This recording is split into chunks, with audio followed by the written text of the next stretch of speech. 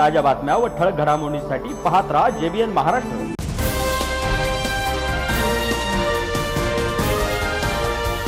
आपल्या शिवसेना पक्षाची सुनावणी कोर्टामध्ये सुरू आहे।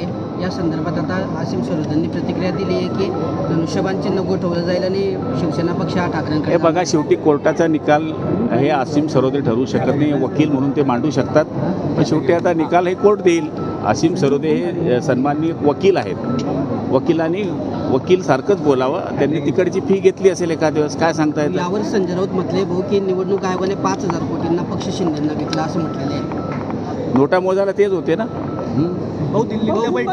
कुंभमेळ्याच्या पार्श्वभूमीवर बनावट वर्क ऑर्डरचा एक मोठा गैरप्रकार समोर आलेला। जो कोणी असेल त्याच्यावर कारवाई झाली पाहिजे, कारण की कुंभमेळ्याला सुद्धा असे चोर घुसले असतील तर हे धर्माला बदनाम करण्याचं काम करतायत, हिंदू धर्माला बदनाम करण्याचं काम करतायत। कुंभमेळा हा आनंद पर्वचा उत्सव असतो, इथं पाप धुण्याकरता लोक येत आहे, हे पाप करतायत, या पाप्यांना जेलमध्ये टाकलं पाहिजे।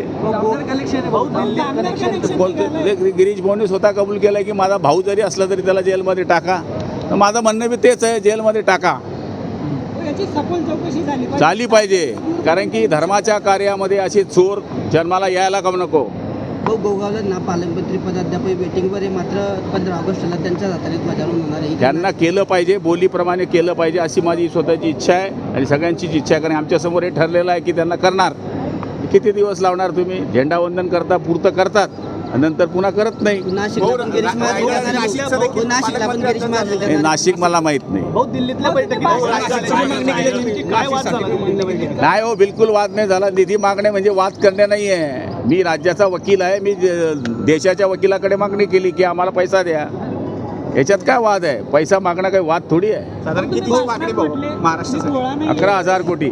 तुम्ही बोलले भाषणामध्ये की मी राहिलो असतो तर भाजपाला मला खाऊन गेले असते असं। हे बघा, मी विनोदात बोलतो, तुम्ही असं मजाक करताय यार। चलो भाई,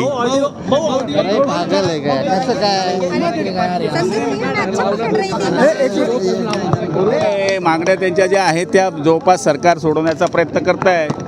याच्याने समाजांमध्ये तेढ होते, राज्य सरकार म्हणे त्याच्यामध्ये तेढ होते। मला तरी असं वाटतं कोणत्याही गोष्टी सामंजस्याने झाल्या पाहिजे असं मला वाटतं। भाऊ, विजय चौधरी ऑडिओ क्लिप प्रकरणात उदय सामंतांचं नाव आलेलं आहे, त्यांनी म्हटलंय उदय सामंत खूप मोठे डाकू आहेत, सगळं खातं खाऊन गेलं। अजून किती क्लिप आहे त्याच माहीत नाही, कुठपर्यंत जातील मला माहीत नाही। उदय सामंत बाकी आहे, बाकी बडी झाकी आहे, बाकी दुसरी